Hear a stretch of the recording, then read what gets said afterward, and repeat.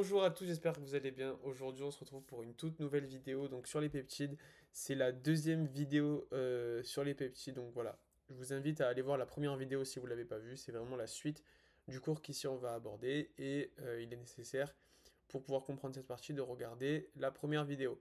Donc voilà, comme d'habitude, je ne vais pas m'attarder sur tout le cours en entier. Là, on va vraiment parler des méthodes d'analyse que je considère super importantes à savoir pour pouvoir répondre au QCM. Le reste, tout ce qui est de l'apprentissage du par cœur, etc., je vous orienterai, mais du coup, je ne peux pas le faire à votre place forcément. Et ici, on va vraiment se baser sur la compréhension. Donc voilà, le but, ça va être de sortir de cette vidéo et de vraiment tout comprendre. Donc voilà, s'il y a des choses que je ne traite pas, par contre, vous pouvez vraiment m'envoyer un message, il n'y a pas de souci avec ça. Et on revoit la notion tous les deux en détail. Donc voilà. En tout cas, on va tout simplement se diriger vers le cours comme d'habitude. Et on s'était arrêté ici. Voilà. Donc, dans cette petite introduction, on va parler donc des propriétés physico-chimiques qui découlent donc de cette structure des peptides et qui leur permettent de pouvoir être analysés via de nombreuses méthodes. Alors, ce qu'il faut savoir, c'est que les peptides, donc comme les acides aminés, ils sont amphotères, donc ils vont pouvoir se comporter comme un acide ou comme une base en fonction du type d'acide aminé qui les compose. Donc ça, c'est écrit juste en dessous. Donc ils ont un pouvoir tampon et ils ont une ionisation des extrémités N et C terminales. Donc voilà. Et aussi des groupements latéraux. Donc ça, c'est un petit peu le début. Voilà, c'est bien de les apprendre par cœur. Ça va permettre de vraiment bien vous imprégner le cours.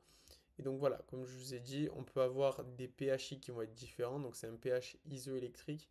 Ça va être utilisé notamment pour les méthodes d'analyse, donc c'est la, l'électrophorèse tout simplement. Et en fait, cette méthode-là, il n'y a pas le schéma, c'est un petit peu dommage, mais normalement sur le cours, moi, mon année, il y avait un schéma.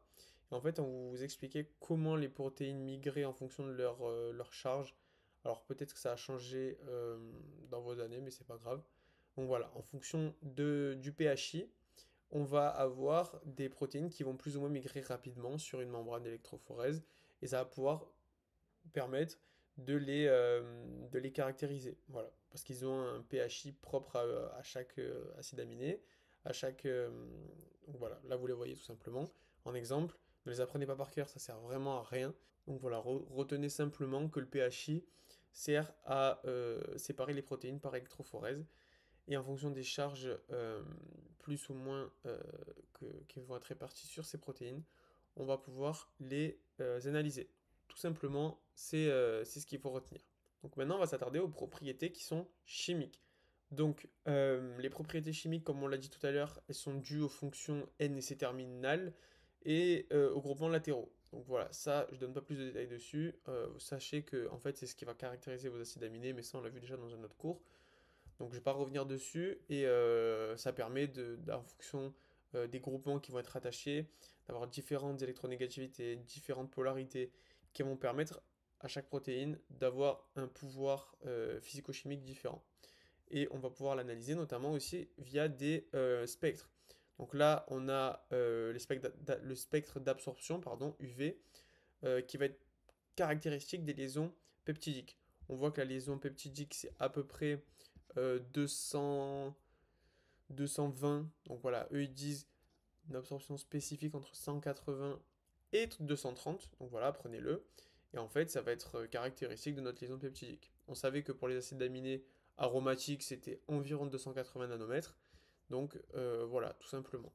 Donc ça, c'est à apprendre par cœur et ça peut faire l'objet de questions au concours. Donc c'est super important. Maintenant, on a parlé donc des caractères physico-chimiques des acides aminés. Maintenant, on va comprendre à quoi ça sert au final pour leur but fin. Ça sert à quoi d'analyser entre guillemets tous ces paramètres. Et au final, ça va permettre de les doser en fait quand on va avoir un sérum, un mélange, etc. Un échantillon de patients. On va vouloir parfois quantifier une protéine. Et en fait, on va l'utiliser par de nombreuses méthodes que je vais détailler ici. Et le but, ça va être de comprendre comment on va caractériser nos protéines. Parce que là, c'est bien, on a déterminé la structure, on sait comment elles sont, quels sont leurs pouvoirs physico-chimiques, etc., leurs caractéristiques et tout. Mais au final, le but, c'est de se servir de ça pour pouvoir analyser, les dénombrer, donc à travers une analyse qualitative, où on va dénombrer spécifiquement quelle protéine c'est. Donc ça, c'est une analyse qui est dite qualitative, parce qu'on va savoir quelle protéine c'est. Et après, on peut savoir euh, faire une analyse quantitative qui va permettre de déterminer un nombre de protéines. Ça, c'est super important. Donc, on a plusieurs méthodes. Donc, on a la réaction de Biuret. Donc, tout simplement, ici, on va mettre en relief les liaisons peptidiques à travers une réaction. Et voilà. Donc là, ce qui est super important à retenir avec la méthode de Biuret, c'est qu'on va mettre en évidence la liaison peptidique et pas les peptides en eux-mêmes. Et c'est super important parce qu'en fait, elle va marcher cette réaction avec minimum 4 liaisons peptidiques, donc au moins 5 acides aminés. Donc ça, c'est super important à comprendre. Et la coloration sera violette. Parfois, on peut vous poser des questions dessus, donc franchement, c'est super important de comprendre un peu la base. Donc la base de cette réaction, c'est qu'on va mettre en évidence les liaisons peptidiques et non pas les peptides. Ensuite, elle marche pour au moins 4 liaisons peptidiques, donc 5 acides aminés, et qu'on a une coloration qui sera violette. Si vous retenez ça, c'est déjà pas mal. On aura vraiment l'essentiel. Ensuite, on a la méthode de BCA qui est arrivée un peu après, parce qu'au final, on s'est rendu compte que la méthode de Bioré, comme on l'a dit à la fin, enfin comme est écrit à la fin du paragraphe, c'est une méthode qui n'est pas très efficace. On a une méthode qui est la méthode de BCA, qui se base sur la méthode de Bioré, mais ici, on va aller un peu plus loin, et toujours pareil, on va ici mettre en évidence les liaisons peptidiques. Donc toujours pareil, c'est juste qu'on a optimisé notre méthode, rien de super différent, juste on a réglé entre guillemets tous les défauts qu'on avait avec la première. Voilà, retenez juste ça. Méthode de BCA, c'est la suite de la méthode de Buret, avec une modification qui va être juste faite sur les rendements, etc., sur la sensibilité, et ça va nous permettre d'avoir notre résultat qui va être bien plus efficace.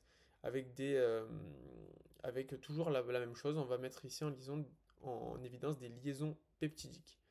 Ensuite, on a la dernière méthode qui est la méthode de Bradford avec le bleu de Comassi. Donc là, ici, c'est super important. C'est que déjà, le bleu de Comassi a une coloration rouge. Ça, c'est des questions en QCM que je pense que vous comprenez, qui vont vous poser des questions dessus. Et ça peut en fait juste vous piéger. Donc voilà, le bleu de Comassi, c'est pas bleu, c'est rouge. Voilà. Ensuite, donc ça, ceci étant dit. Ensuite, la méthode de Bradford, elle est plus utilisée que les autres méthodes et en fait, elle va être super efficace parce qu'ici, on va plus dénombrer les liaisons peptidiques, mais on va dénommer les peptides eux-mêmes. Alors là, on a gagné tout simplement en sensibilité et en fait, on est beaucoup plus efficace. Donc voilà, retenez ça. Donc la base de cette méthode, c'est qu'elle est plus utilisée avec le bleu de Comassi qui est rouge et qui est beaucoup plus efficace parce qu'on va déterminer directement les peptides eux-mêmes. Voilà. Donc après, on a du détail, et voilà, donc, ce que je vous ai dit est écrit en gras en bas, et je vous laisse, euh, donc voilà, je vous laisse comprendre ça tout seul. Ensuite, on va passer sur ces méthodes qui, selon moi, ne sont pas très utiles à apprendre. Vous pouvez les apprendre, mais moi, je n'aurai aucune plus-value à vous ajouter sur ces méthodes-là. Donc voilà, je vous les laisse un peu en autonomie et vous apprenez la suite. Moi, la dernière méthode que je vais vous parler, c'est la chromatographie par échange d'ions, parce que ça, c'est vraiment une méthode que je connais et ça va vraiment pouvoir vous aider sur votre concours au final. Donc, la méthode de chromatographie, donc c'est une méthode déjà qui est qualitative et quantitative. Alors ça, c'est super important parce que, comme je vous ai dit dans les analyses au tout départ, on va parfois être amené à analyser du sérum de patient et des fois on veut déterminer une protéine particulière et on veut déterminer surtout une quantité de cette protéine parce qu'en fonction de la quantité dont elle est présente, elle va être plus ou moins physiologique ou pathologique pour la maladie dont le patient est traité. Donc tout simplement, on va, euh, on va parler de cette méthode. Donc voilà, on va faire migrer sur une membrane les acides aminés et en fonction de leur pouvoir, donc rétention, ça s'appelle, ils vont être plus ou moins retenus sur une colonne et on sait que par exemple l'arginine est retenue à cet endroit-là. Et en fait, en fonction de l'intensité d'absorbance de notre dépôt à cet endroit-là sur une colonne, en fait, on va voir que l'arginine est plus ou moins présente. Donc on la fait migrer, et en fait, par fluorescence, on va analyser l'intensité euh, de la tâche qu'on va avoir sur notre front d'élution. parce qu'on a fait migrer nos protéines sur une silice, sur un gel de silice en, en plusieurs fois. Donc ça, bon, pas besoin de l'apprendre, mais en tout cas, je vous le dis, pour la compréhension, c'est mieux. On va faire migrer notre protéine en fonction de l'intensité de la fluorescence qu'on va avoir à cet endroit précisément, parce qu'on sait que l'arginine est retenue à cet endroit-là. On va pouvoir dénombrer notre quantité d'arginine. Et ça va être matérialisé par ce graphique-là. On va avoir un pic qui est plus ou moins intense. On voit que par exemple pour l'alanine, on a un pic qui est plus bas. Et pour la glycine, tout simplement, il est plus élevé. Donc voilà, ça nous permet donc de c'est une analyse qualitative parce que, comme vous voyez, on sait dénombrer quel acide aminé on a. Et c'est une technique qui est aussi quantitative parce qu'on peut savoir, en fonction de la fluorescence, la quantité. Donc voilà, tout simplement. Donc j'espère que vous avez compris. Là, j'ai passé beaucoup de temps dessus, mais voilà, je pense pas qu'ils vont vous demander beaucoup de détails comme je vous ai donné. Mais c'est bien si vous comprenez de savoir tout ça. Donc, on a déjà fini pour ce cours. Donc voilà, après à la fin, on parle de plusieurs méthodes, mais moi je vais pas vous les détailler ici parce que voilà, pour moi c'est pas l'essentiel, je vous ai vraiment détaillé l'essentiel. Donc on va se retrouver pour une prochaine vidéo. Donc la prochaine vidéo, je pense que c'est sur les protéines. Donc voilà, maîtrisez bien ce cours, on passe à la suite dans une prochaine vidéo. Et moi je vous souhaite des bonnes révisions pour vos révisions du concours et on se retrouve pour une prochaine vidéo.